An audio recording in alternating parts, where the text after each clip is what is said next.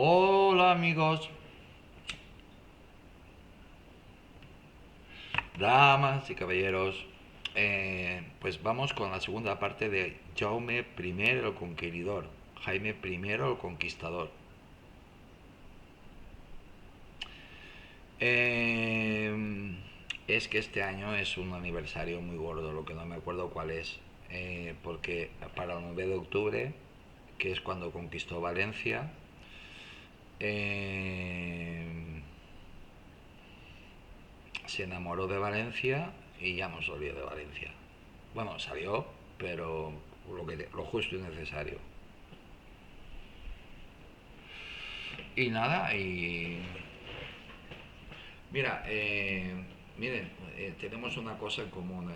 Ahí sí que no hay bueno, lo que pasa que ya sabéis quién es el que se lo quiere apropiar todo. El que se ha apropiado de Teresa de Jesús, de Don Pelayo, de todos, de Cervantes, de todos. Pues los catalanes.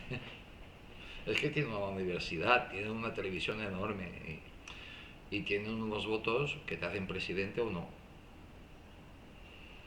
Y entonces pues los utilizan y nada, pero es una pasada.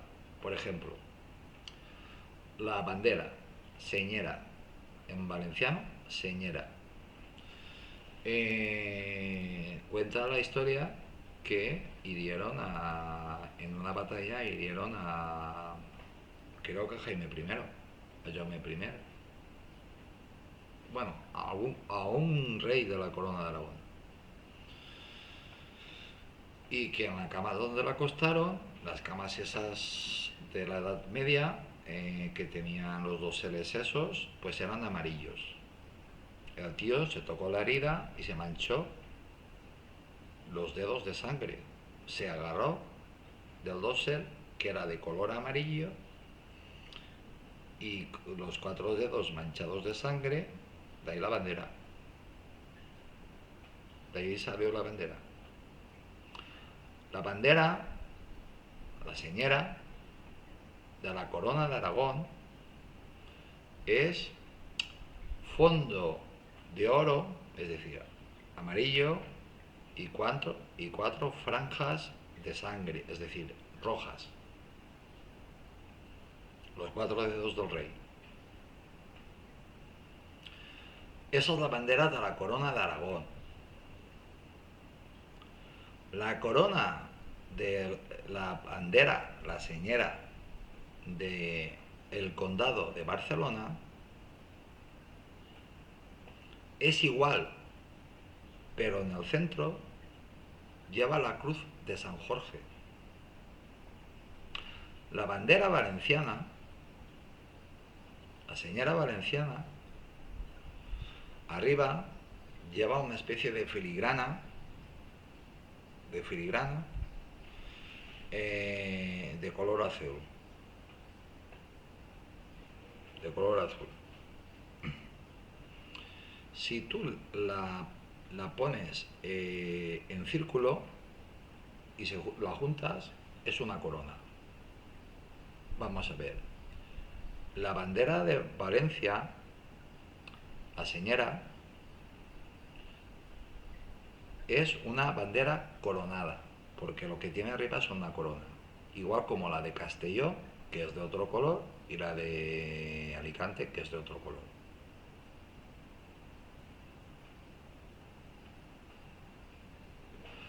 Pues los catalanes le han birlado, le han chorizado la corona de Aragón a Aragón. Y le están intentando chorizar los reyes de la corona de Aragón. Y no eran nada. Eran un condado. Pero primero no eran nada. Ni condado ni nada. No eran nada.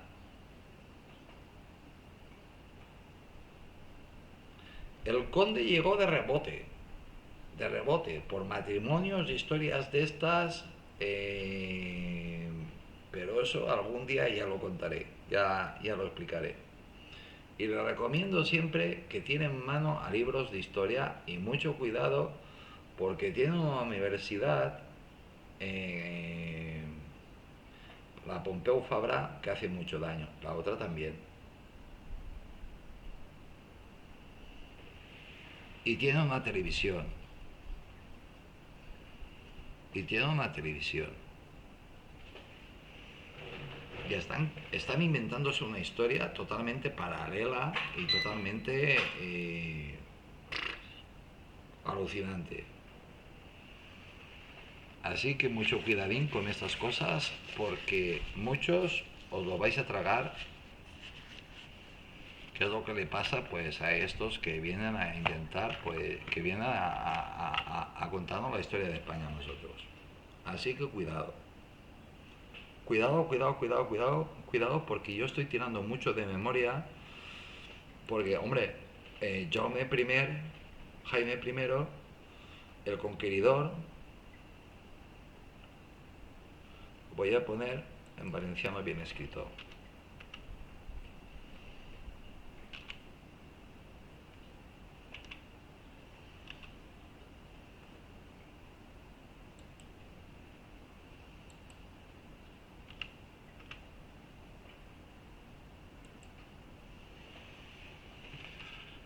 Por ejemplo, los catalanes dicen que nosotros hablamos en catalán, ¿no? Nosotros hablamos, que aquí cuando llegamos aquí éramos todos sordomudos. Por lo visto, Cervantes dice lo contrario. Yo me fío más de lo que dice Cervantes de lo que pueda decir la Pompeu Fabra. Pero, coño, que Cervantes también es catalán, coño. Pues yo me primero el Conqueridor o Jaime I el Conquistador. Segunda parte. Y vamos ya a las conquistas de Jaime I. Jaime I ya ha crecido, ya ha perdido varias batallas, ya ha tenido un montón de intentos de incluso de asesinato. ¿Por parte de quién? Pues por parte de los señores, de todos.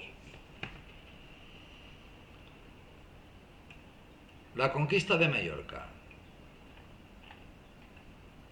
Tengan en cuenta que el Mediterráneo siempre ha sido un mar, desde que tenemos nociones de historia, siempre ha sido un mar muy transitado, pero muy transitado. Fenicios, romanos, cartagineses, griegos, egipcios, tartesos, y a saber cuántas civilizaciones más. Íberos, a saber cuántos más. Miren, como nota curiosa, los arqueólogos y los científicos han retrasado la edad de la esfinge a 11.000 años. Hace 11.000 años, según la historia que hemos estudiado todos, no había nadie. Vamos a ver, que estábamos aún cayendo del árbol.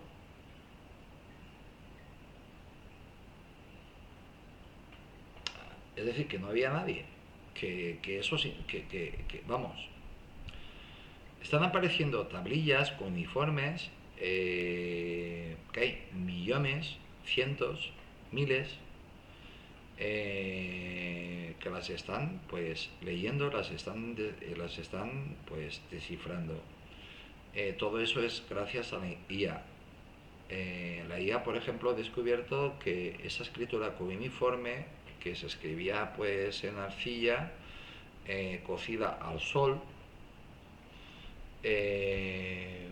o secada al sol, pues como estaba hecha pues con palitos o con lo que fuera, pues está en 3 dimensiones. Hay tablillas que están en... ¿Por qué hay tablillas que están en cajas fuertes? Vamos a ver.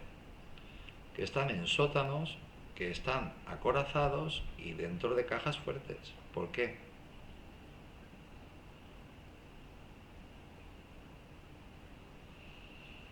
¿Por qué?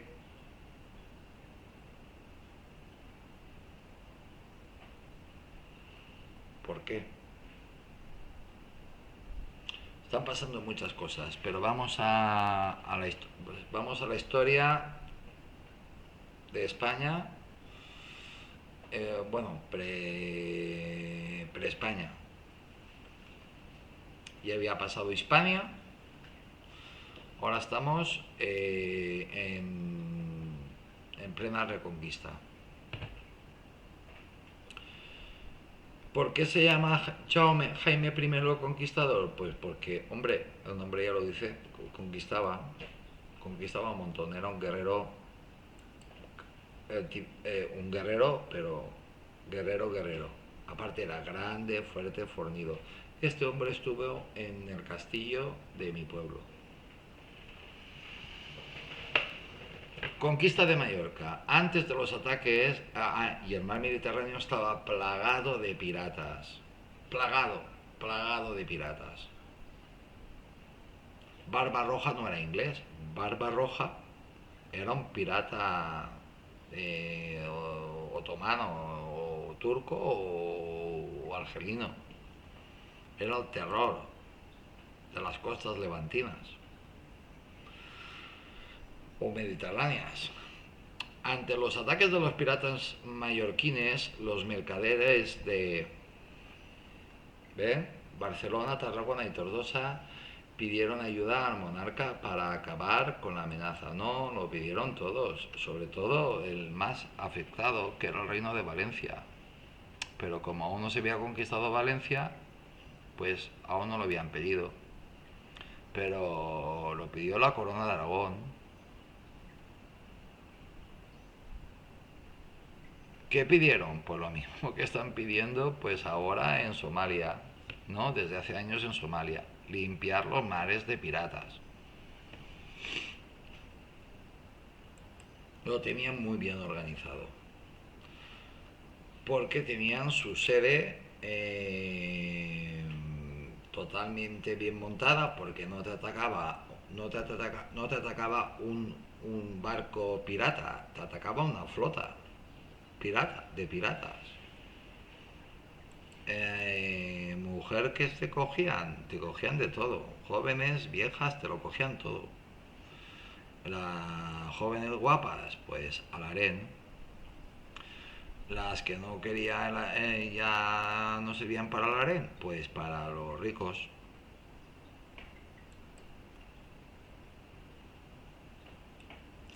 Las feas y las más mayores, pues a currar, trabajar, esclavas.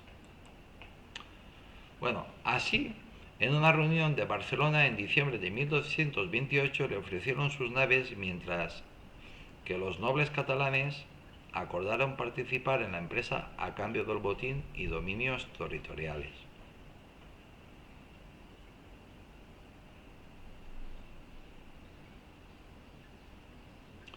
Nobleza en Cataluña había poca. Había la ciudad condal, había un conde, estaban el ayuntamiento de Barcelona, de Barcelona y de los alrededores. Ya está.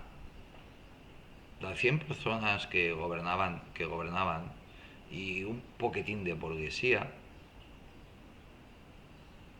comerciantes, pescadores.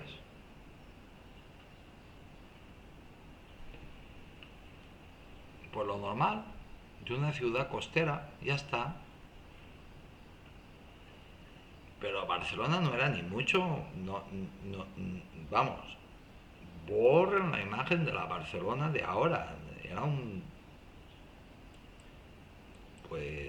pueblo grande. En otra reunión en Lérida era muchísimo más importante y que sobre todo Gerona y Urgell muchísimo más importante que Barcelona. En otra reunión En Lérida los nobles aragoneses aceptaron las mismas condiciones, pero sugirieron al rey que la empresa se dirigiera contra los musulmanes de Valencia. ¿Por qué? Por la que su participación no sería por la que su participación no sería significativa. ¿Por qué? Para contra los musulmanes de Valencia, porque el reino de Valencia pues era un reino tremendamente rico. Estamos hablando del reino controlado por los musulmanes, por los moros. Era un reino tremendamente rico, y si eres rico eres poderoso. Si tú eres rico, pues puedes pagar a más soldados,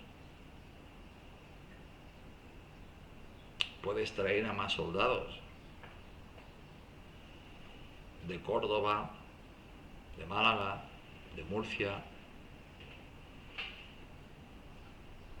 de Granada, incluso de África. Era un reino tremendamente rico y poderoso, una fortaleza impresionante, tierras fértiles,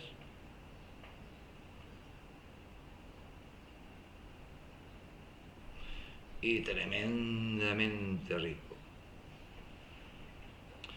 El 5 de septiembre de 1229, la escuadra aragonesa, compuesta por 155 naves, 1.500 caballeros y 15.000 soldados, zarpó de Tarragona, Salou y Cambrils para conquistar Mallorca a Abu Yahá, el gobernador almohade semi-independiente de la isla. Las tropas aragonesas desembarcaron en Santa Ponsa y vencieron a los musulmanes en la batalla de Portopí el 13 de septiembre de 1229. Porque, señores, aquí los caballeros guerreros eran los aragoneses. Los otros eran la carne de cañón.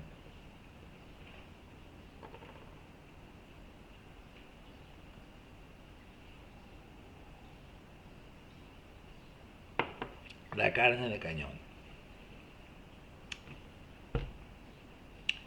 Es verdad que Aragón está medio deshabitada.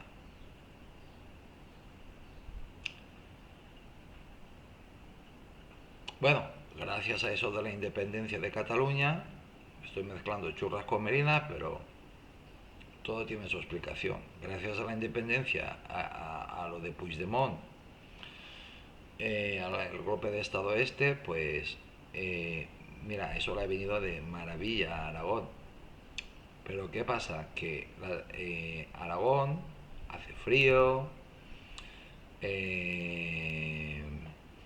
las tierras no son tan fértiles,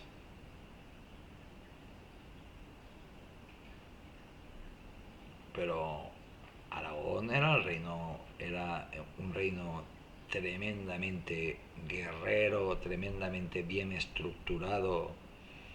Hombre, que era en la península había terrenos muy fuertes. Portugal, Castilla, que era la más grande, pero que tenía un cacao tremendo, porque se estaban peleando permanentemente entre ellos, y a la corona de Aragón, que no se peleaban entre ellos. Hombre, intentaban matar a los niños, sobre todo si te veían débil y cosas de estas. Pero, miren, la tontería, 155 naves, 1.500 caballeros, 15.000 soldados. Encima conocían la pólvora y tenían artillería.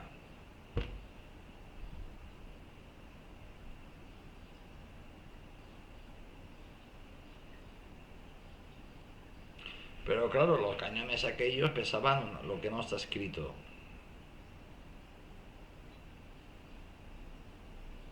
Para mover un cañón de esos necesitaba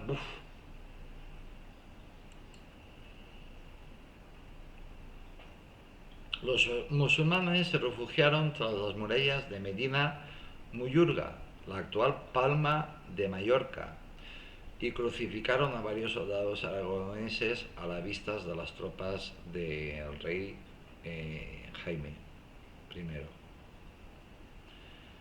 Estos poco después tomaron y pasaron a cuchillo a la población de la ciudad. Así es como se la gastaba. Ya les habían pasado las ganas de matar a ningún soldado, pasar cuchillo, crucificar a nadie ni nada.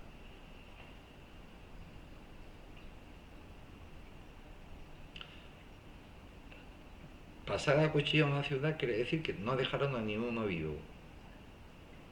Ni uno. Ni hombre, ni mujer, ni mayor, ni viejo, ni niño, ni un bebé, nada. Así era como funcionaba entonces la historia. Y se apoderaron de la isla en pocos meses, salvo un pequeño núcleo de resistencia musulmana que logró mantenerse en la Sierra de Tramontana hasta 1232. Los pobladores musulmanes huyeron a África o fueron esclavizados. Así es como se las gastaba Jaime I. Pero así es como funcionaban las guerras en aquella época. En la altísima Edad Media. Después de pasar a cuchilla a la población de Medina Muyurga, es decir, de Palma de Mallorca, la cantidad de cadáveres fue tal que se produjo una epidemia que diezmó al ejército de Jaime I, lo que suele pasar.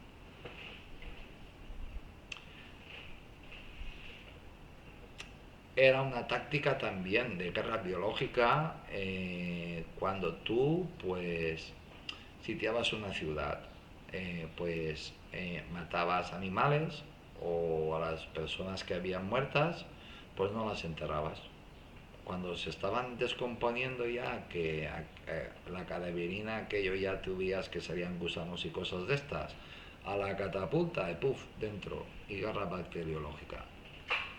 Los de dentro a quemar, a quemar, a quemar, a enterrar y a intentarlo y a devolvértelos. Pero claro, si los de fuera tienen más catapultas que los de dentro, pues mal lo tienes.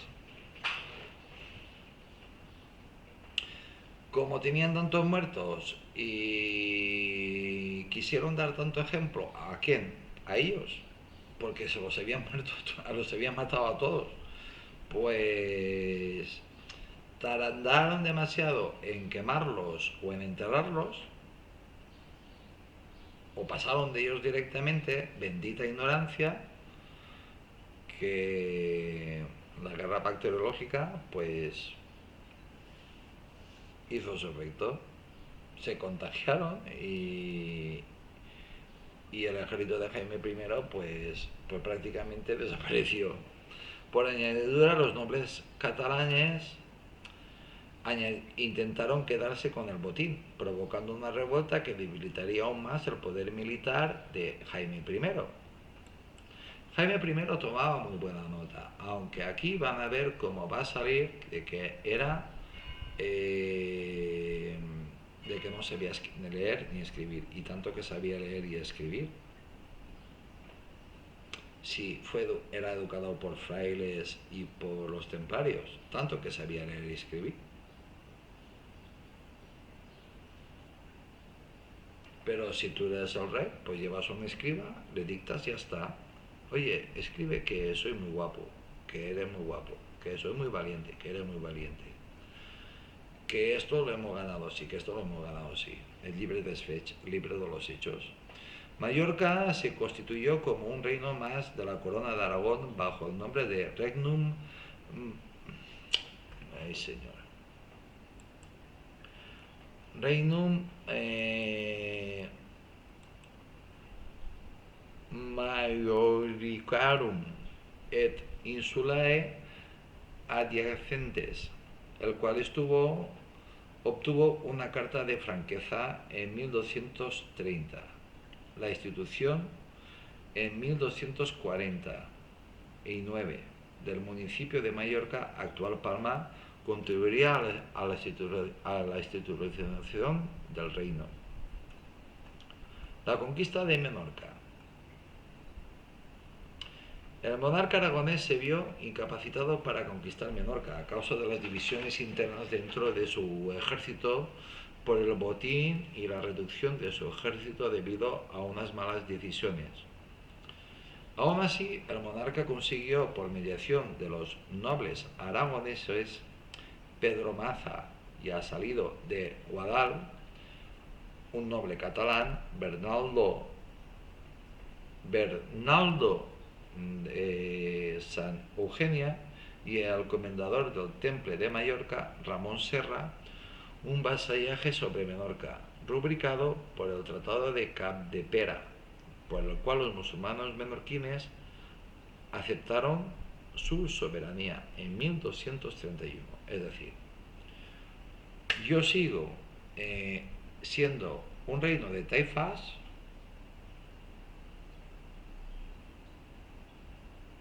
pero te pago una fortuna.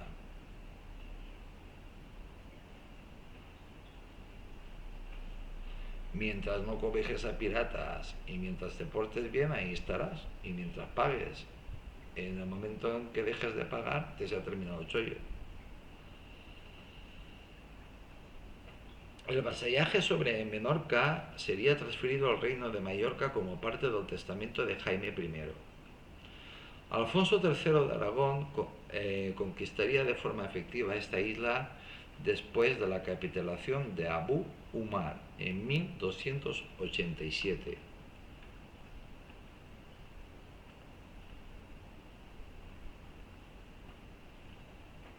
Es que estoy mirando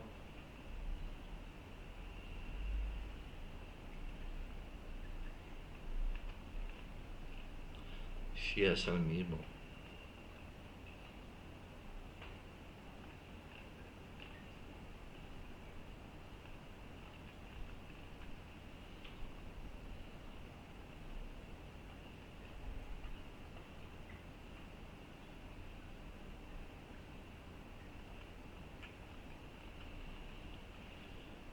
Fue reprobada, aunque quedó una abundante población musulmana que más tarde fue desterrada. Se aceptaban a los judíos porque eran médicos y porque aparecían en el Antiguo Testamento y en el Nuevo.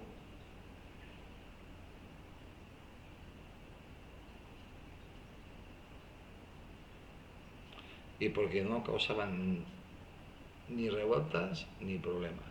Ellos estaban en su judería e intentaban pasar lo más desapercibidos posibles.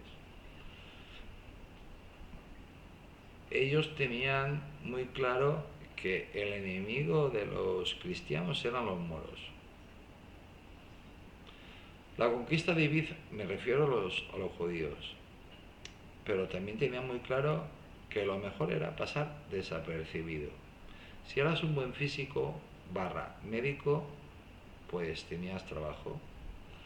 Cedió la sumisión de Ibiza y Formentera a Guillermo de Montegrí, arzobispo de Tarragona, y su hermano Bernardo de Santa Eugenia, que la hizo efectiva el 12 de agosto de 1235.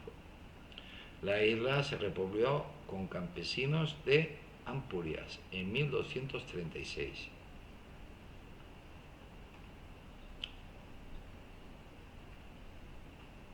Campesinos de Ampurias, que muchos de ellos tenían un chorro de sangre tremenda, pues romana y griega. Conquista de Valencia por Jaime I, por Jaime I. Hay una estatua preciosa en el Panteón de Valencia de 1891. Es preciosa, de verdad. Y donde todos los años, el día 9 de octubre, pues se le deposita a los pies pues una corona.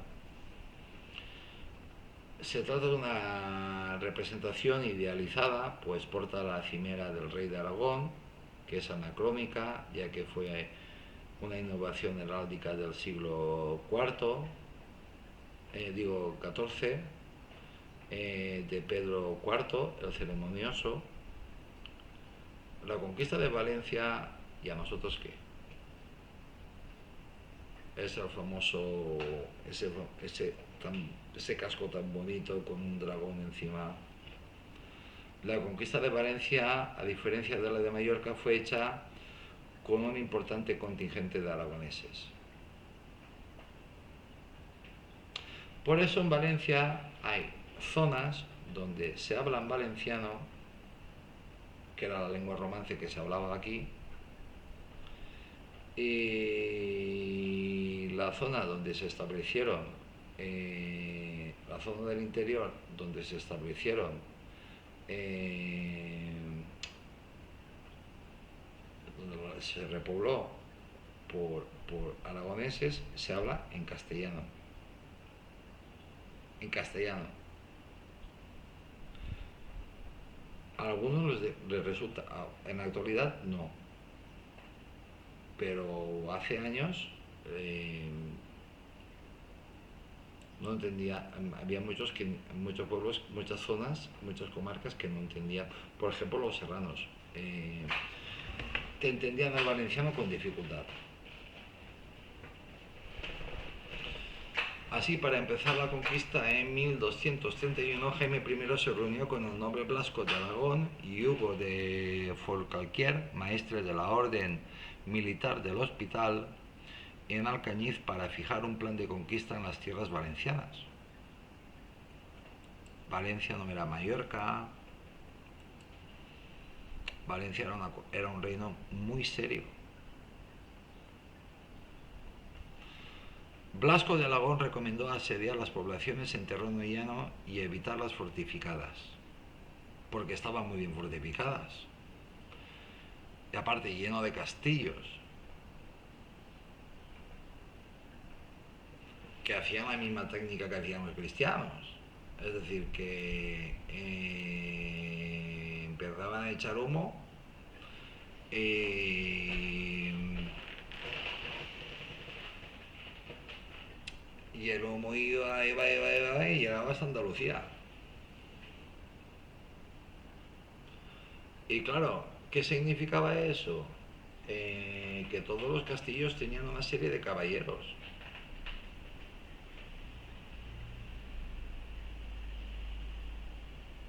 Aunque fueran 10, pero tenías 10 caballeros. Aparte,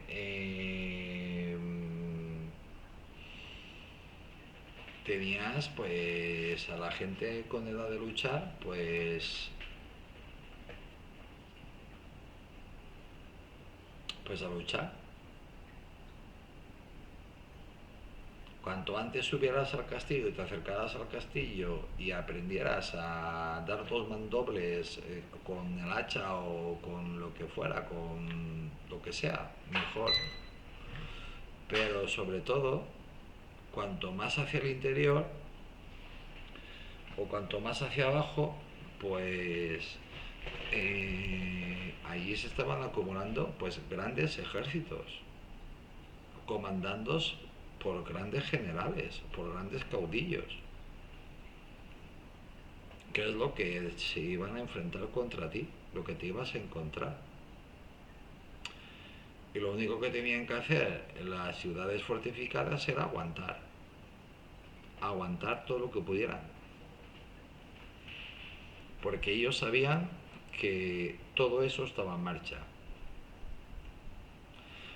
Y cada castillo estaba fortificado, cada castillo estaba protegido, estaban acumulando comida, bebida, de todo, absolutamente de todo.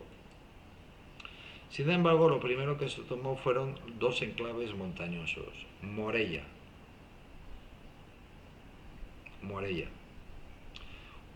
Una fortaleza impresionante en la puerta del Maestrazgo.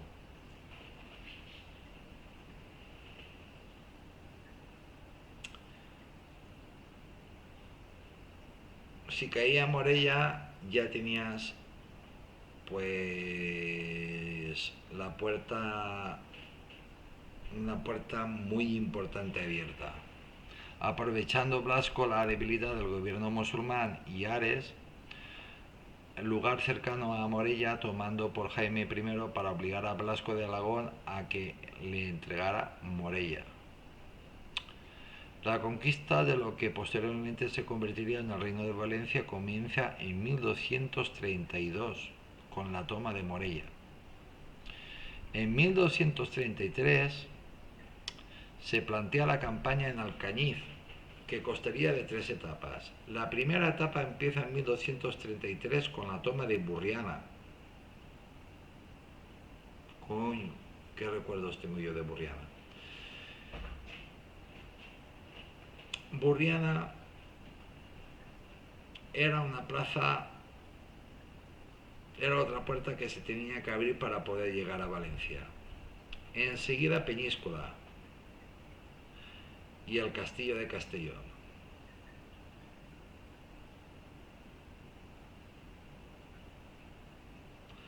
Con eso ya tenías Valencia prácticamente a tus pies. Ahora faltaba tomar Valencia, pero no era tan fácil. Valencia ya estaba preparada, lista, con sus grandes murallas, todo protegido. La primera etapa empieza en 2023 con la toma de Burriana, enseguida cae Peñíscola y el castillo de Castellón. Este último sería cedido al rey en 1242 por el llamado Laudo de los Tres Obispos. La conquista de la ciudad de Valencia había comenzado el 21 de abril de 1238 y la capitulación se firmó, vamos a ver, porque aquí se están dejando el puig. Jaime I conquistó el Puig. Allí estableció su cuartel general, su campamento general. El Puig, desde el Puig prácticamente se veía Valencia. Desde luego que olerse se olía. Ellos también te veían allí. Y el rey pues montó su campamento en el Puig de Santa María.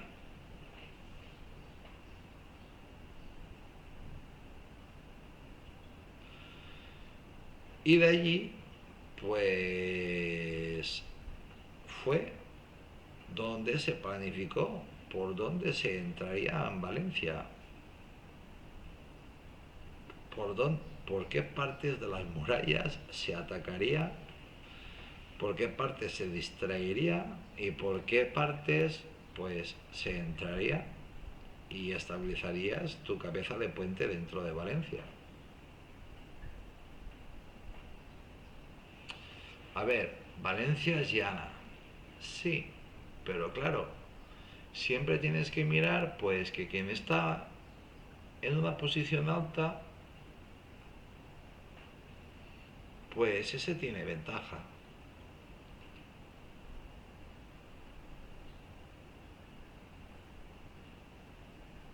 Es llana, pero hay un sitio que tiene un metro más, que está un metro más elevada. Entraron por el sur, por las puertas del sur. Hicieron la distracción por la parte que los esperaban los moros y entraron por el sur. La estrategia fue perfecta.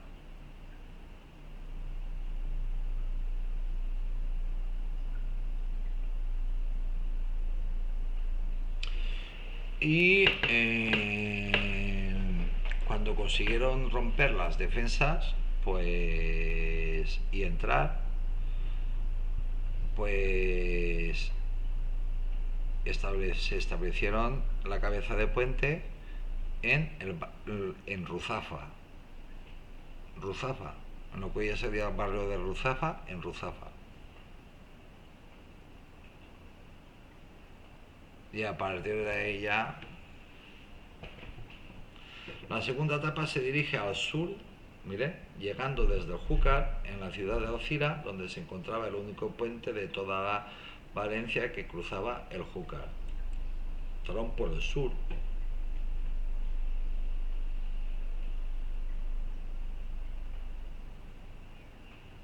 Ellos estaban en el Puig, pero el rey estaba atacando también a Alcira al mismo tiempo. Tenían que tomar el puente porque tenían que cruzar el río.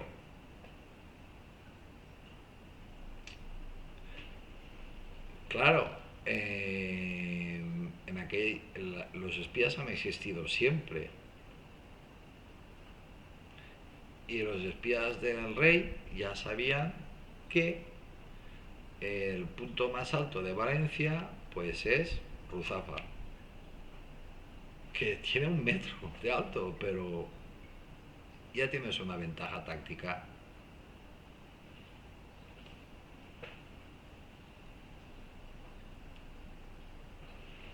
Es decir, los tenías por el norte, los tenías por por, por el oeste y te entran por el sur. Por supuesto que la Armada aragonesa te estaba bloqueando todo para que no te recibieras ayuda por mar. Por mar. El 30 de diciembre de 1242 fue conquistada esta villa, permitiendo así la definitiva conquista del Reino de Valencia. Y miren,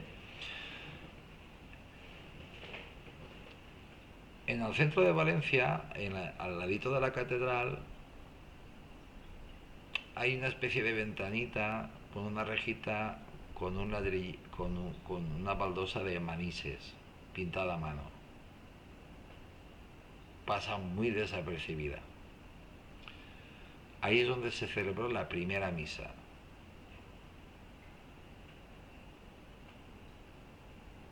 La primera misa.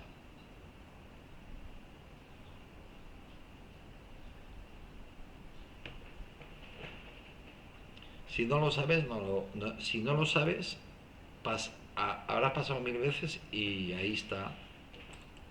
Pues ahí se conmemora,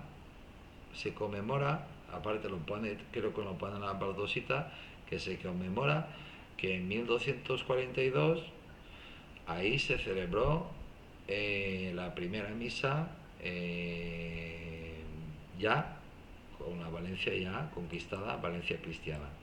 La tercera etapa abarca desde 1243 a 1245, llegándose a los límites estipulados en el Tratado de Almacira en 1244, firmado entre Jaime I y el infante Alfonso, futuro Alfonso X de Castilla, para delimitar las áreas de expansión sobre el territorio musulmán entre la corona de Castilla y la corona de Aragón.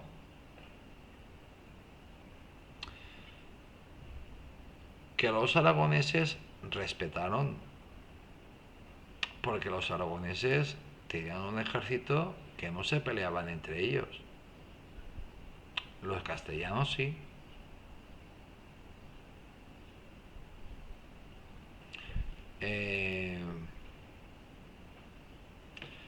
No perdieron el tiempo en pelearse entre cristianos y entre familia.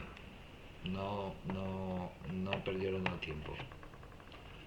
Tú quieres hacerte cargo de eso, pues te haces cargo de eso. Nosotros pues nos dedicaremos a conquistar otras cosas. Las tierras al sur de la línea de Villajoyosa quedaron reservadas para Castilla, incluyendo el reino de Murcia, incorporándose al reino de Valencia por incorporándose al reino de Valencia por Jaime II de Aragón tras las sentencias arbitrales de Torrellas de 1304 y el Tratado de Elche de 1305. Murcia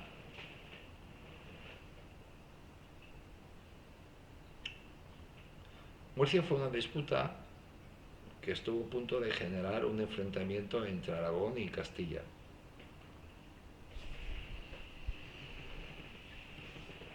A punto, a punto. También tierras fértiles, también un reino muy rico. Pero es que resulta que Murcia y Valencia pues compartían al mismo caudillo. Moro, el que dio tantos quebraderos de cabeza. Miren, moros y cristianos es este caudillo, el dueño de la fortaleza del pueblo donde vivo yo, y el de muchas más. Por él se hacen moros y cristianos. En esta última etapa y en los años siguientes, Jaime I tuvo que hacer frente a las diversas revueltas de la población mudéjar encabezadas por el caudillo Al-Alzarak. ¿Sí? El capitán moro de Moros y Cristianos de Alcoy representa a Alzarak y el capitán cristiano representa a Jaime I.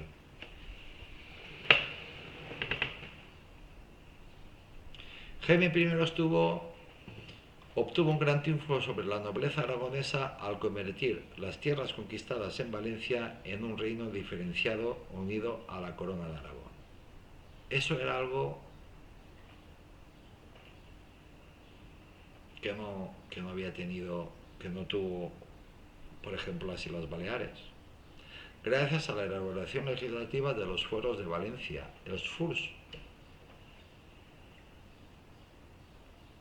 teníamos nuestras propias leyes, todo, igual como los navarros, igual como los vascos, pero hasta que vino Felipe V y nos jodió, prácticamente nos exterminó. Por eso odiamos tanto los Borbones, sobre todo a este. Coño, ya que les pido disculpas a la sauna, a la saunosa, ¿por qué no nos pides disculpas a nosotros?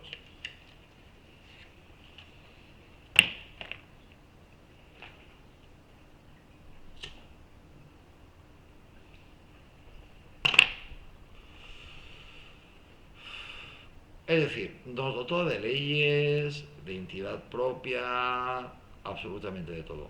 Pero es que eh, Jaume I, Jaime I Conquistador, es que se quedó prendadito de Valencia. Era un verger. Aparte hacía buen tiempo. eh, las tierras eran fértiles. Valencia, por lo que cuentan las crónicas, entre los libros de los Hechos y otros libros que por ahí, estoy hablando de libros históricos, no de libros de historia, de libros históricos. Era una pasada, muy ajardinadas, muy, yo que sé, muy bonito. Por lo visto era preciosa. Es preciosa. Pero sobre todo, pues, de que tú eches cualquier cosa en el suelo y te crezca, agua abundante, todo bien canalizado, con muchísimas acequias. Acuérdense, no sé si es contemporáneo, no tengo ni idea, creo que no, pero acuérdense del Tribunal de las Aguas. El Tribunal de las Aguas de Valencia lo pueden ver todos los jueves, en la Puerta de los Hierros de la Catedral de Valencia.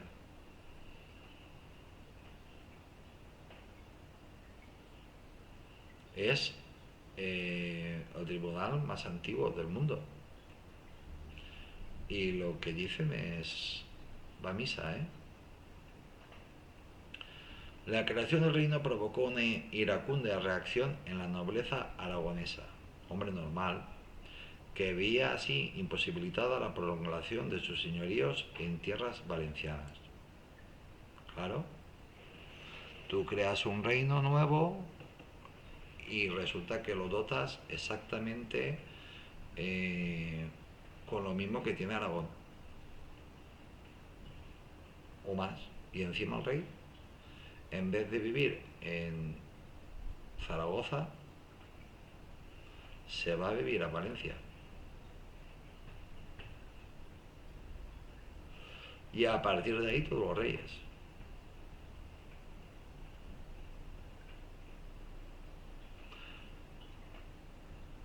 Nacían habitualmente en Montpellier, o eran educados en Montpellier,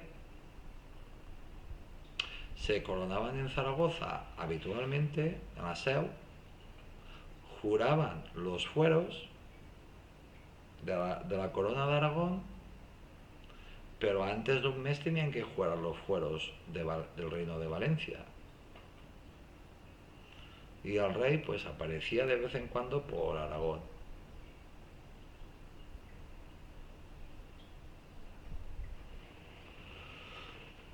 Esa era la normalidad. Política ultrapirinaica.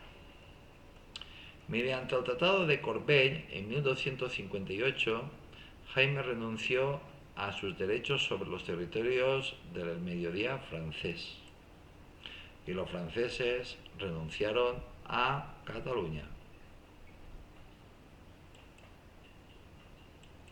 Pero eso los catalanes y la Pompeu Fabra no se acuerdan.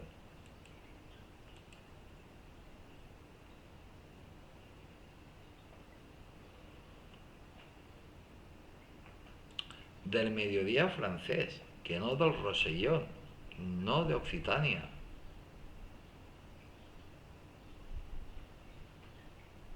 Del mediodía francés.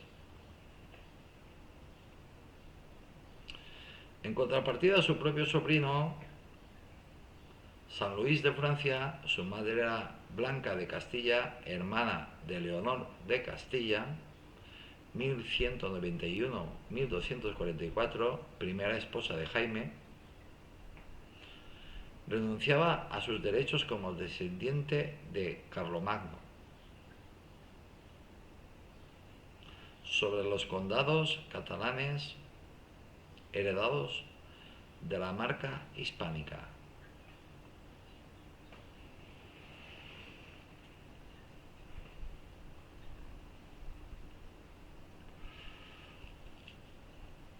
Sí, es que no es por menospreciar a Cataluña, es que Cataluña eh, no, históricamente no ha sido nada.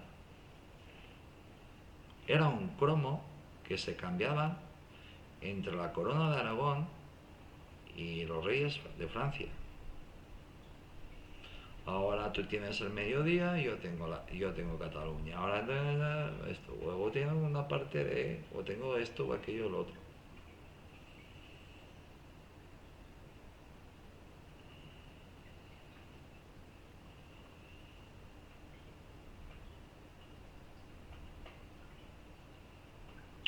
Y siempre han dado por culo. Siempre ha sido un pozo de problemas. Y no se cansan. Es decir, que no se cansan, no se cansan. Fíjense que estamos hablando de 1191-1244. Estamos en el 2026 y no se cansa. No se cansa. Pero en aquella época eran más duros. Jaime I estuvo presente en el segundo concilio lugudense que se celebró en la Catedral de Lyon entre el 7 de mayo y el 17 de julio de 1274.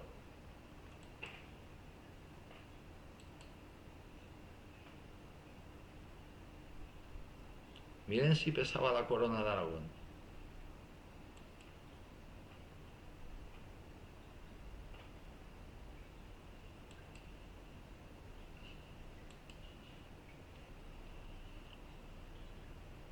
El concilio deliberó sobre la preparación de una nueva cruzada, centrándose en los aspectos financieros de la misma.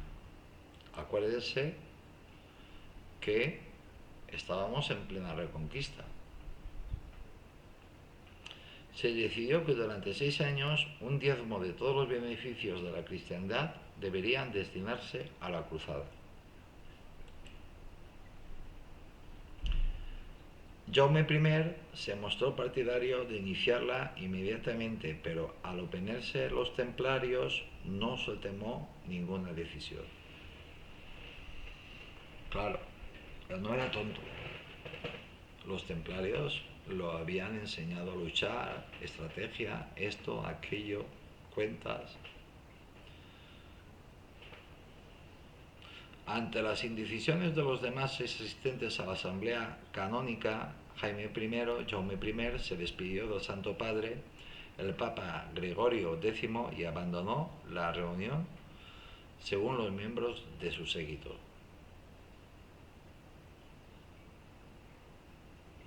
Vamos, que era todo un personaje.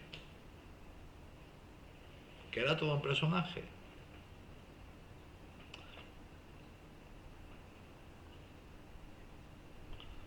El tío vio que no llegaba a ningún acuerdo, pues se levantó como buen cristiano, le besó la mano al Papa, al anillo papal, y adiós, no me voy, adiós. Y se fue, conquista del reino de Murcia. Castilla había sometido a Murcia a vasallaje en 1243, pero los murcianos se rebelaron contra Castilla, con el apoyo del reino nazarí de Granada. Y los gobernantes del norte de África en 1264. La reina Violante, esposa de Alfonso X el Sabio, pidió ayuda a su padre. ¿Quién era el padre? Pues Jaume I. Entonces tropas de la corona de Aragón, mandadas por el infante Pedro, el futuro Pedro III el Grande, conquistaron al Muhammad ibn al-Dawa, el reino de Murcia en 1265-66, dejando después a más de 10.000 aragoneses en Murcia. Ya tenemos el problema. Los castellanos eran incapaces de controlar el reino de Murcia. Llegan los aragoneses, llega Jaume I, no llega ni Jaume I. Manda otro, al futuro Pedro III el Grande, de Aragón, y te la conquista. Y te deja a 10.000 aragoneses allí, a 10.000 soldados aragoneses allí. Eso era todo un ejército impresionante para la época. En efecto, hay que recordar que según las condiciones del Tratado de Almáciga de 1244, Murcia pertenecía a Castilla, pero Castilla era incapaz de controlarla. De hecho, la perdía constantemente.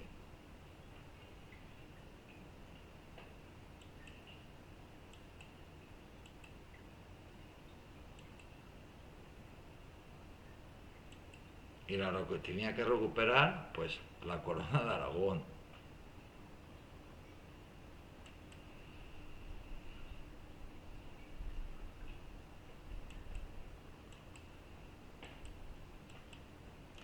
Castilla, Castilla, Murcia no pertenece o a la corona de Aragón o a la corona de Valencia, pues de pura chorra.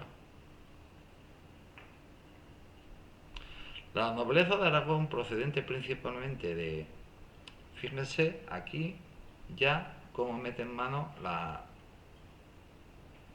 pues los de siempre, de Cataluña. No es así.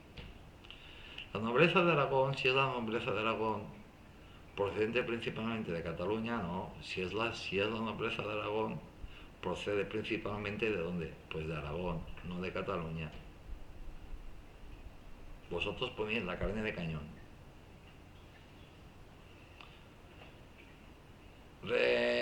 criminó a Jaime I esta ayuda sin recompensa a la corona de Castilla, a lo que éste respondió que lo hacía por Dios y para salvar a España. Hombre, yo creo que aquí está esto tocadito. Por Dios, España no existía. La marca hispana sí.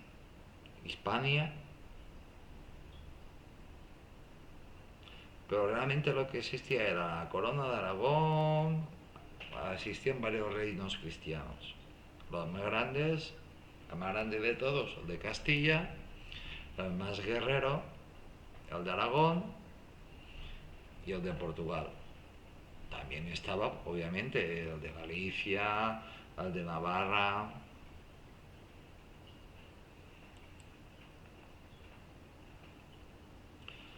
Los últimos años del rey don Jaime el Conquistador en el acto de entregar su espada a su hijo don Pedro es un óleo inmenso que hay en el Prado, en el museo. En septiembre de 1269 salió de Barcelona con su armada para una expedición a Tierra Santa. Pero dispersadas sus naves por las tormentas tuvo que desembarcar en Aigues-Mortes cerca de Montpellier. Es decir, que regresó a Montpellier. Pero más, no sé si fue en ese viaje o en otro, fue cuando conquistaron Jerusalén. Perdón, sí, Jerusalén. También se dieron un garbeo por el Mediterráneo y aprovecharon para conquistar Atenas y para conquistar Neopatria. Nápoles, Sicilia, Cerdeña, Córcega. Renunció a aquella empresa debido a, entre otros motivos, a su edad. Ya contaba con 61 años, pues fue posterior. Su reinado de 73 años es el reinado más largo de cualquier monarca en toda la historia de España. No ha habido un rey que haya reinado durante tantos años. Aparte, un rey tan querido y tan admirado. Sobre todo por todos los que formábamos la corona de Aragón. Porque aunque Valencia era un reino totalmente independiente de la corona de Aragón, pero el condado de Barcelona, el Principado de Gerona y los diversos reinos que conquistó Aragón, vamos, tenemos a Jaume I, lo tenemos en el cielo, pero en el cielo, en el cielo. Murió, pues ¿dónde? Pues en Valencia, el 27 de julio de 1276. En el trance de su muerte, en la residencia real de esta ciudad, y como había dispuesto, don Jaime fue amortajado con los hábitos del Cister, como buen templario. Los restos mortales del rey permanecieron depositados en Santa María de Valencia hasta mayo de 1278, que fueron trasladados ¿a dónde? Pues al monasterio de Poblet para su sepultura definitiva. Tienen que visitar Poblet, es Camelot. O ¿han visto la película El nombre de la rosa? Pues es eso a lo bestia. Está tremendamente bien conservado. A todo esto estuvo creo que 200 años, por eso de la amortización de Mendizábal, abandonado. Y después la guerra civil. Y aparte la invasión de Napoleón y cosas de estas. Bueno, pues No obstante, tras la desamortización, miren, antes que lo hubiera dicho, no obstante, tras la desamortización de Mendizábal, el monasterio quedó abandonado y el cadáver de Jaime I fue trasladado en 1843 a Tarragona, donde le fue construido un panteón en la parte posterior de la catedral que fue inaugurado en 1856. No íbamos a permitir que los restos de nuestro rey se perdieran por ahí.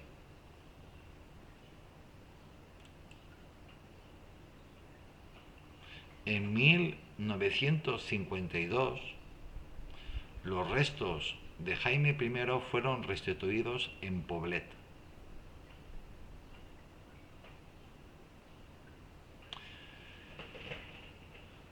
Y es el único...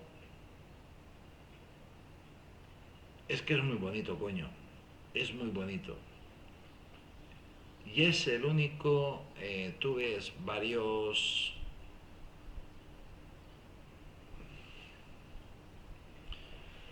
nichos, por decirlo de alguna manera, tienen otro nombre, pero es el único que tiene restos y son los de Jaime I. Los otros están vacíos, no hay nadie.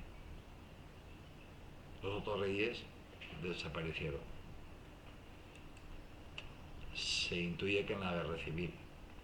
Jaime I probablemente no sabía ni leer ni escribir, esto es mentira, pero encargó a un funcionario real su biografía, el Llibre dels Fets, el libro de los hechos, que se convirtió en la primera de las 4 grandes crónicas reales en valenciano.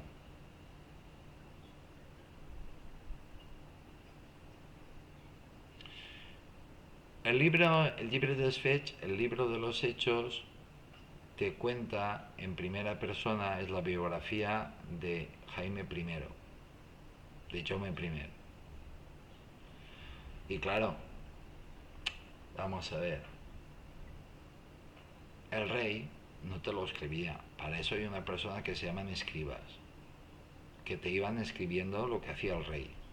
Y el rey, pues si le apetecía, le decía, oye, anota esta, adórnalo, o esto, o aquello, o lo otro. Gracias al libro de los hechos, pues se conoce pues los hechos que pasaron aquí, en este humilde pueblecito.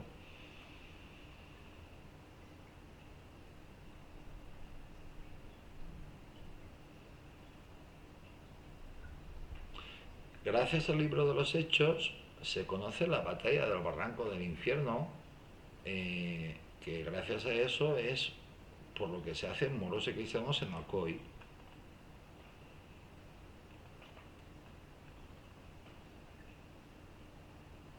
Pero es que los reyes de la corona de Aragón tenían la costumbre, pues, de escribir lo que hacían.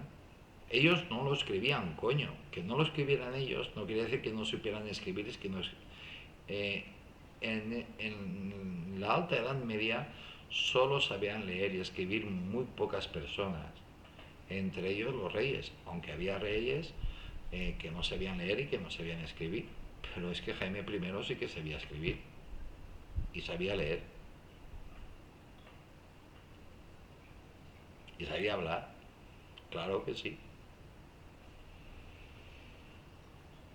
Descendencia y herencia. De su primera mujer, Leonor de Castilla, tuvo a Alfonso, 1222-1260, casado con Constanza de Moncada, hija de Gastón VII de Beauharnais.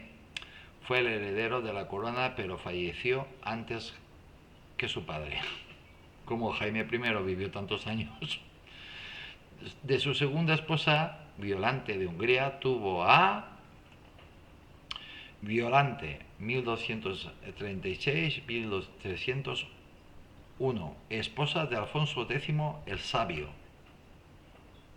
Alfonso X el Sabio fue el que arregló el castellano, la lengua romance del castellano, pues que entonces aún se hablaba aún más en latín que en castellano, pues el que dijo, pues hablemos en castellano, y el que digamos que normalizó esta maravillosa lengua que es el castellano. Constanza, 1238-1275, esposa del señor de Villena, el infante castellano Manuel, hermano de Alfonso X el Sabio. Ya estaba súper entrelazada la corona de Aragón y la corona de Castilla, los dos reinos más grandes de la península, junto con Portugal. Pero Portugal, Santa Rita Rita, que me quede como estoy, yo estoy conquistando por mi parte,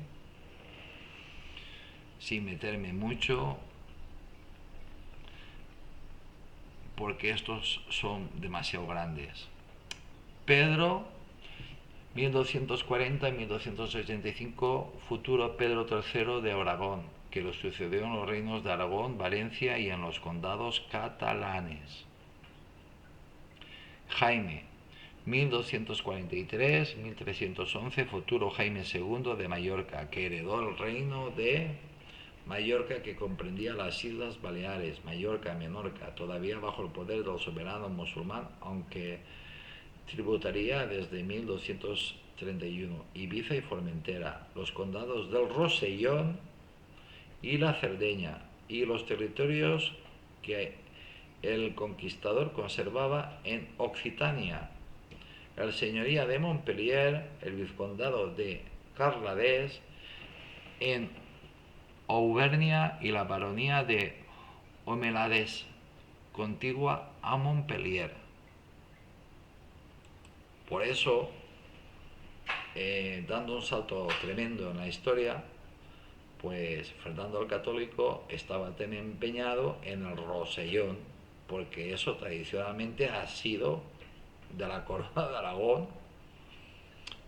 Si lo quieren traducido en la actualidad, dando un salto histórico brutal, pues de España. Tradicionalmente ha sido España. Y por eso, pues tantas guerras hemos tenido con Francia, por el dichoso Rosellón, por Occitania, por Montpellier. Por eso hemos tenido tantas guerras contra Francia. Acuérdense de la obsesión de Carlos I de España y V de Alemania. La obsesión que tenía él del Rosellón.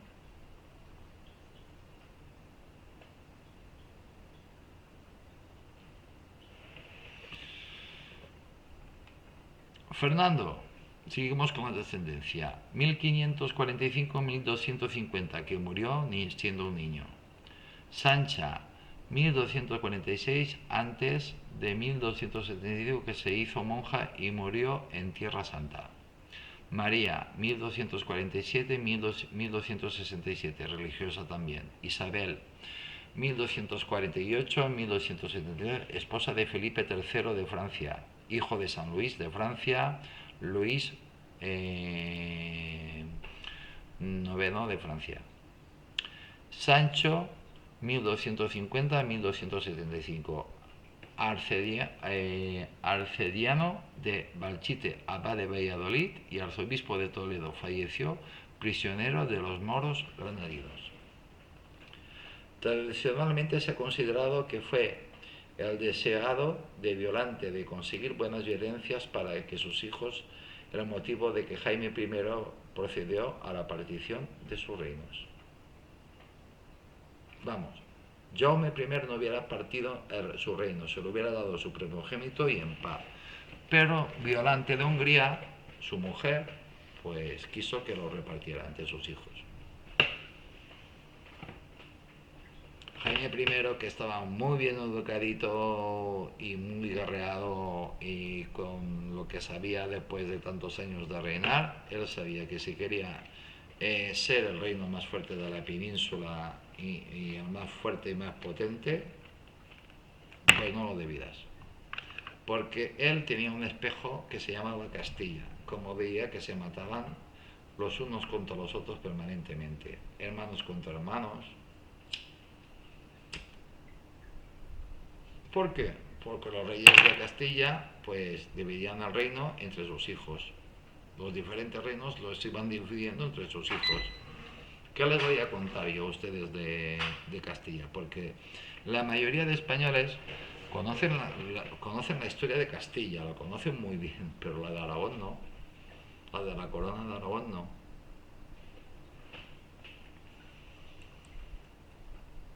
Así se hizo el primer reparto de su testamento en 1241. Según está el testamento, el primogénito Alfonso heredaría Aragón y los condados catalanes, y Pedro, hijo de Violante, Valencia, las Islas Baleares, el Rosellón, la Cerdeña y las posesiones occitanas. Vamos, lo mejorcito.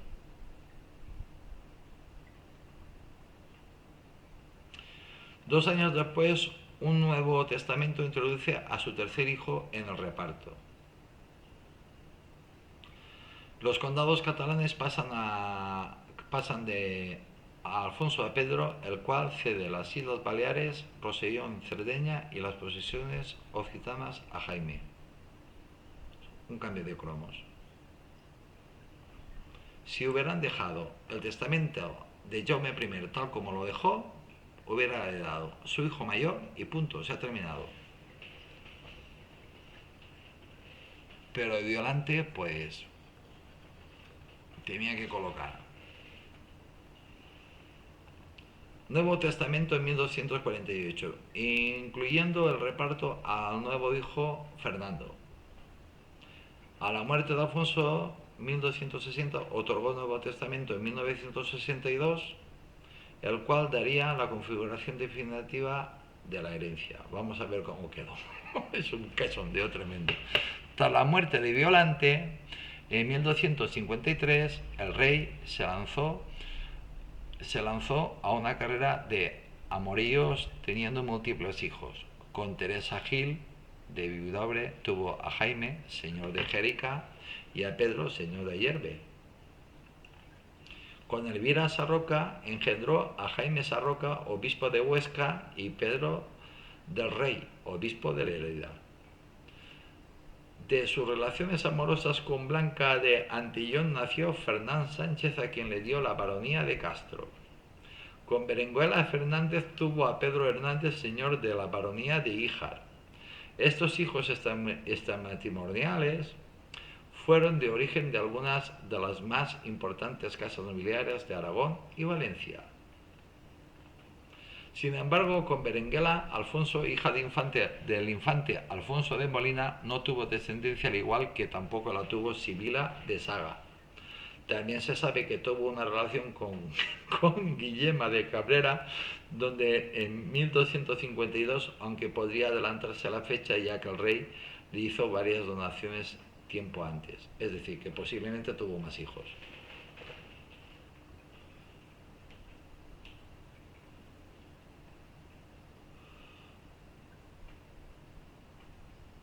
Un crack, pero un crack. También se sabe que tuvo un hijo, Fernando, que nació en noviembre de 1261, de la relación del rey con una ciudadana de Alcira llamada Genesia, y que fue un hombre de confianza de su hermano Pedro en París, y más tarde como abad de Montearagón, aunque por el estado de revuelta contra el rey de los territorios aragoneses no tomó el cargo y por lo tanto no aparece en el abadiologio, es decir, que no está ni bautizado. Bueno, estará bautizado, pero no en el libro, no aparece en el libro, estará un poco aparte.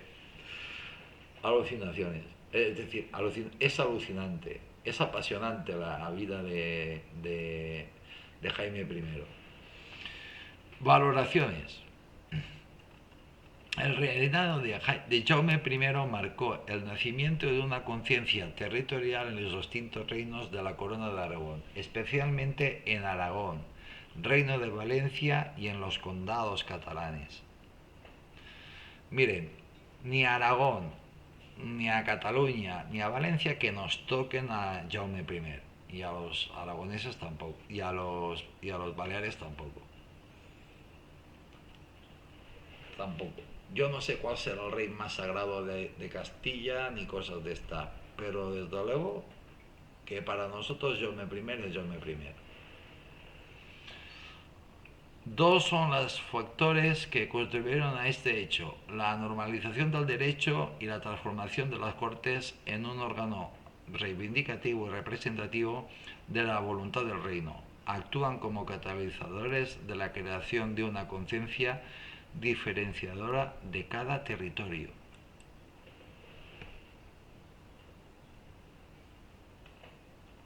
Los fueros de Aragón se promulgaron en las Cortes de Huesca en 1247, sustituyendo a los diferentes códigos locales del reino. Los usages de Barcelona, gracias a la protección real, se extendieron por todos los condados catalanes, mediados al siglo XIII. La situación de Valencia fue diferente, puesto que la oposición de la nobleza aragonesa a la consolidación del reino hizo que los fueros valencianos foris et contundines Valentiae, otorgados por Jaume I en 1240, no triunfaron definitivamente hasta 1329. ¿Por qué? Porque los fueros que otorgó Jaume I a su ojito derecho, que no era Aragón, era Valencia, pues eran más pomposos, y después vinieron otros reyes que los hicieron. Cuando vino Pedro Ceremonioso ya en los fueros de Valencia pues igualaban a la corona de Valencia o superaban incluso a la corona de Aragón.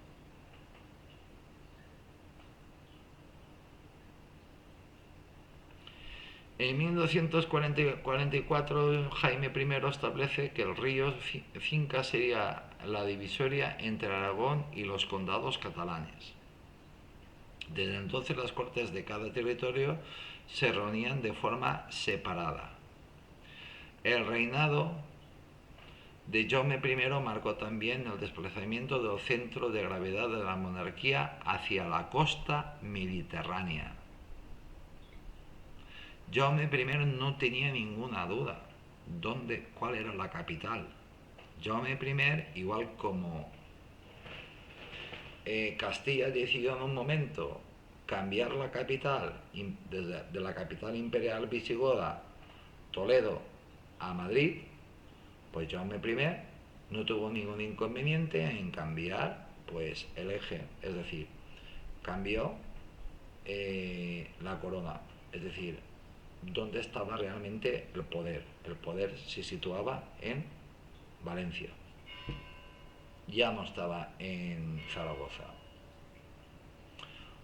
aunque cada rey vivía donde quería dentro de su reinado. También eso pasó en Castilla.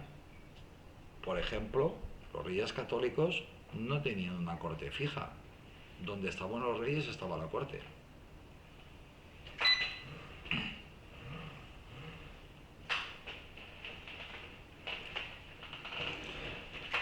Pero Jaume I no tuvo ninguna duda. Jaume I lo tuvo clarísimo, meridianamente claro. Él llegó a Valencia cuando la conquistó, porque él se pateó todo el reino de Valencia y se quedó maravillado, pero maravillado.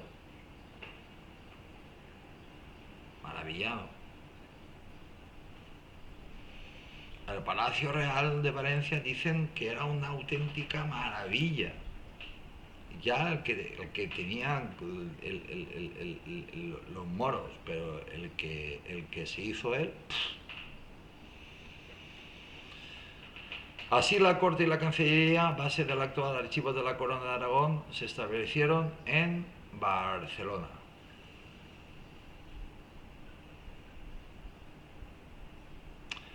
La corte no, y la Cancillería tampoco. La base actual del archivo de la Corona de Aragón sí que está en Barcelona, pero la corte y la Cancillería no estaban en un condado. Cualquier persona, cualquier historiador, de verdad, ¿eh? Porque aquí tienen que meter baza, sea como sea. Pero yo siempre le remito a los libros de historia. No, ni la corte estaba, si el rey estaba en Valencia, la corte difícil que estuviera en un condado. Vamos a ver, la corte es donde está el rey. Y la cancillería donde está el rey. No donde está el conde.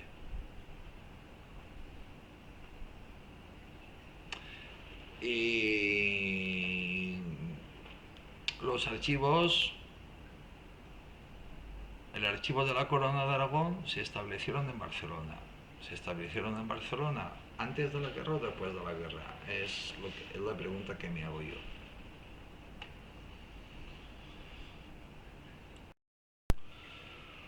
Bueno, pues he ido al baño y he empezado a hablar y ya me había despedido y me he dado cuenta que no le había dado al play. Así que me voy a enganchar desde aquí. Igual me repito, pero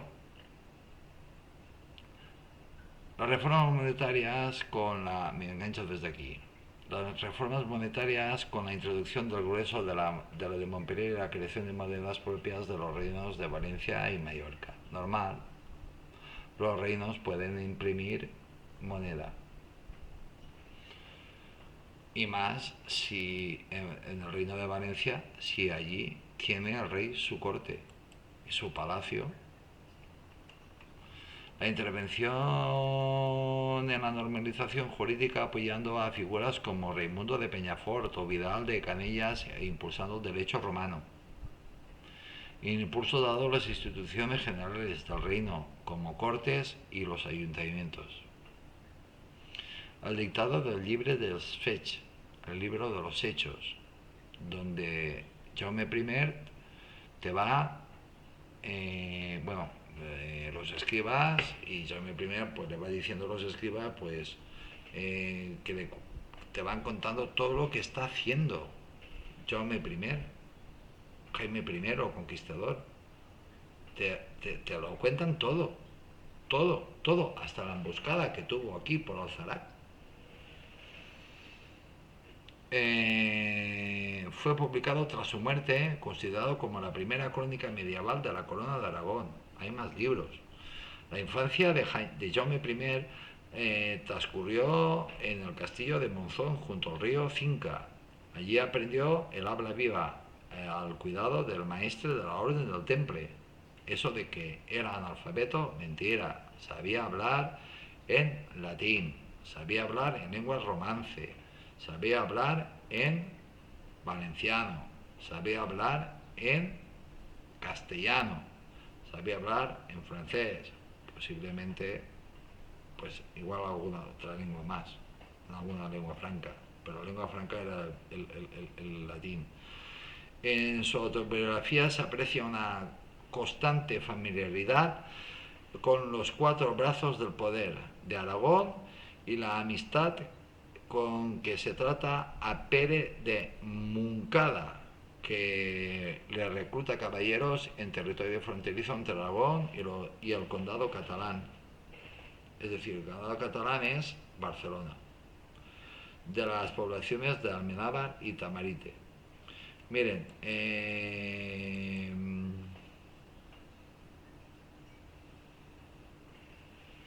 hay que tener mucho cuidado con la historia, por eso yo siempre les recomiendo que lean historia, libros de historia y de diferentes autores. ¿Qué hacían? Pues que te reclutaban pues a los hijos mayores y a los que podían luchar. Era una manera de tener a raya pues a estos, porque seguimos igual, no ha cambiado nada. de la doble forma en que escribe el topónimo, la doble forma en que se escribe el topónimo Monzón es un vestigio de que tanto dominaba el habla viva, es decir, la lengua romance, de la zona de la forma Monsó, es decir, hablaba perfectamente el valenciano, hablaba perfectamente el castellano y hablaba perfectamente, obviamente, la lengua culta, el latín, posiblemente el francés también, como la forma escrita con la grafía Monceau en el manuscrito que se conserva en la Biblioteca Nacional de Madrid. Y hasta aquí.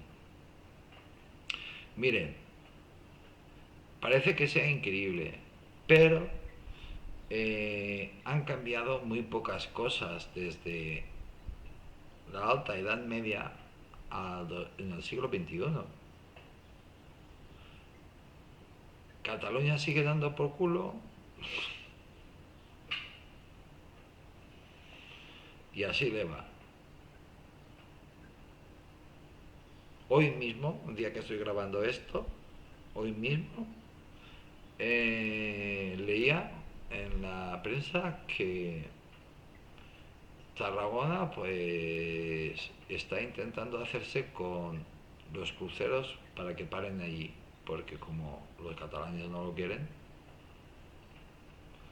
y Cataluña cada vez está más decayente,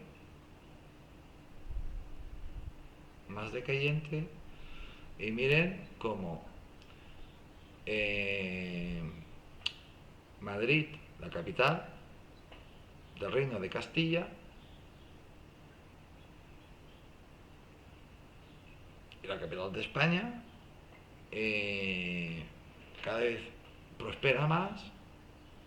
La capital eh, del reino de la Corona de Aragón, que al final era Valencia, pues cada vez va a más, prospera más.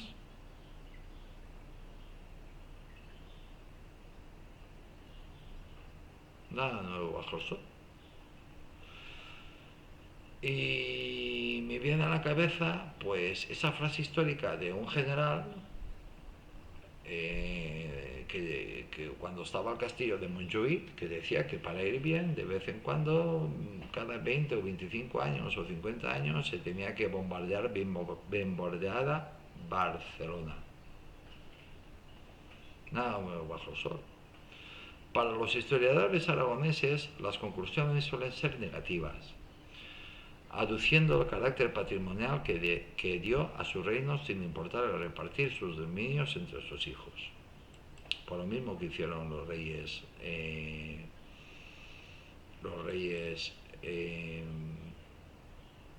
castellanos, pero eso lo hizo por Violante, por su mujer, porque él no lo hubiera repartido.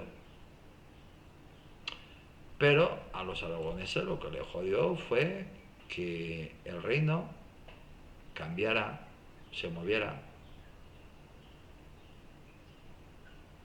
que la capital cambiara, que cambiara de Zaragoza a Valencia, y aún le sigue jodiendo. Pero también en Castilla también se cambió de la capital imperial visigoda, Toledo, a Madrid. ¿Por qué? Porque así lo quisieron los reyes. Por, por el motivo que quisieran. Porque quieras.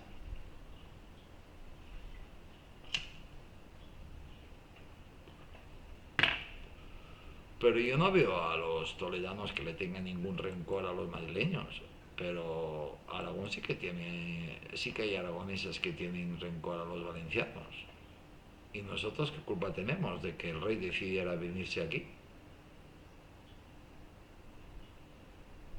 y crear un reino igual o superior al tuyo? De 10 reyes de la corona de Aragón, para que se hagan una idea, 8, no quiero exagerar, 8, porque podía decir 9 perfectísimamente, 8 en el Reino de Valencia. También es criticada la fijación a la frontera catalana-aragonesa en la finca, lo que puso la adjudicación final a Lérida a los condados catalanes no, en condados catalanes es que esto está manipulado, así que vayan a ser los libros de historia.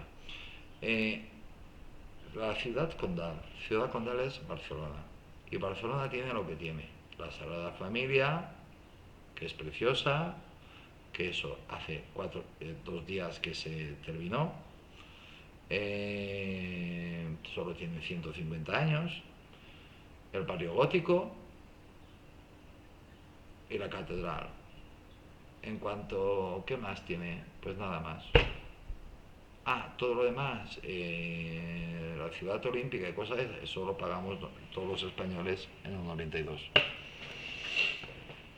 Porque claro, como ellos pueden y quitan a presidentes del gobierno de España, pues sacan todo el dinero que pueden. No, nada nuevo bajo el sol. En cuanto a las Ramblas, pues te vas a Alicante y ves Ramblas. Te vas a... pero se llama de otra manera. Te vas a Gandía, ves Ramblas, se llama paseo. Te vas a Málaga, ves Ramblas, se llama de otra manera. Te vas a otra ciudad mediterránea, lo mismo. Pero es que es igual. Con la diferencia que allí te venden flores, tienen un mercadillo permanente montado y ya está.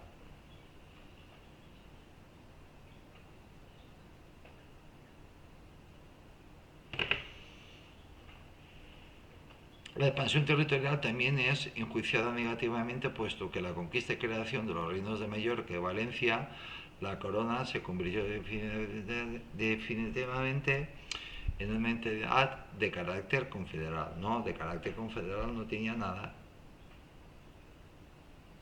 Había un rey y había una corte. Esa corte cambió de un sitio frío con tierras pocos fértiles a un jardín del Edén. Valencia. Cambió. ¿Por qué? Porque así lo quiso el rey. Nosotros no tenemos la culpa. Y miren que aragoneses en Valencia hay para aburrir. Para aburrir. Pero para aburrir. Y yo no tengo nada contra los aragoneses, pero que hay muchísimos aragoneses en Valencia. Aragoneses que llevan generaciones y generaciones aquí, en Valencia. Pero que no vinieron con Jaume I. Es decir, que vinieron pues yo qué sé, en los años 60.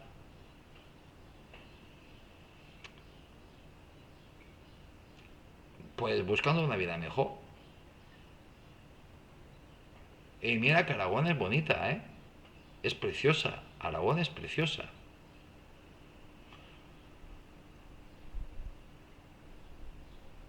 Con la única monarquía como única constitución común y sin ninguna aspiración común entre los diversos, eso es mentira, reinos, eso es mentira. Porque el rey lo gobernaba todo. Exactamente igual como Castilla, que cambiaron de capital y ya está. El reino se trasladó, la corte se trasladó, chimpum se ha terminado, por eso no se confederó nada.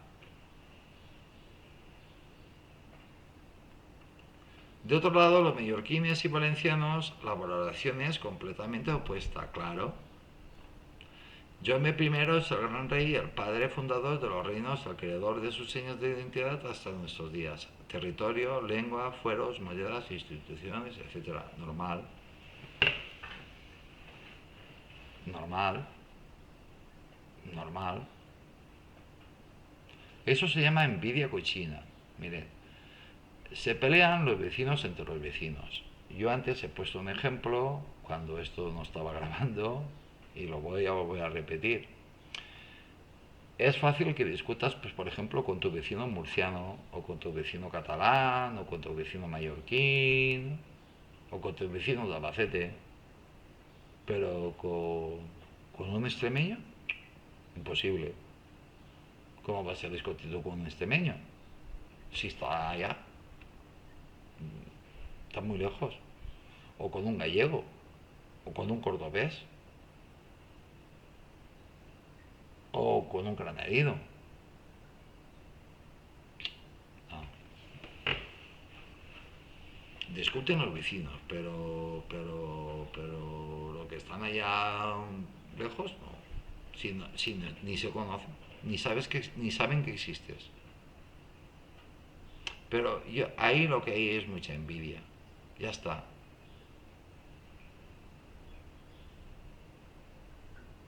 Pero si nosotros estamos orgullosísimos de pertenecer a la corona de Aragón,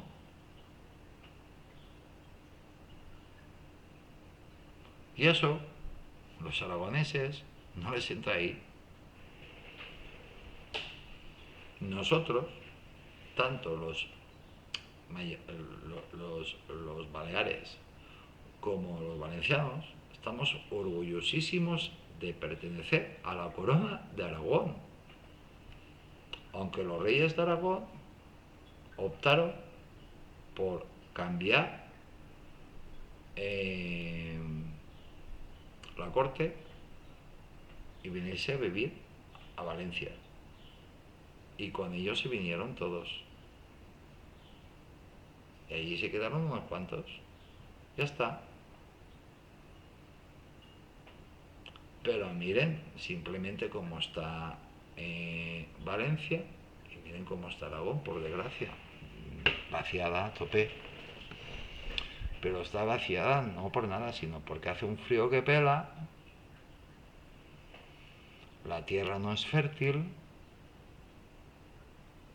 comparada con la de Valencia o con Murcia, no es fértil. Hace un frío que pela, las ciudades y los pueblos son hermosísimos, pero hace un frío que pela.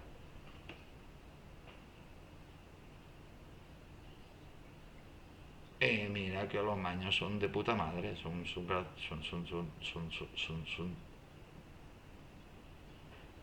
a mí me parecen encantadores. Hombre, yo conozco un cabrón, pero por regla general, 99,9 periodo por cien son un encanto de personas. Pero nosotros no tenemos la culpa de lo que hizo Jaume I. Pues ellos aún lo tienen ahí. Pues eso es historia, hijos míos.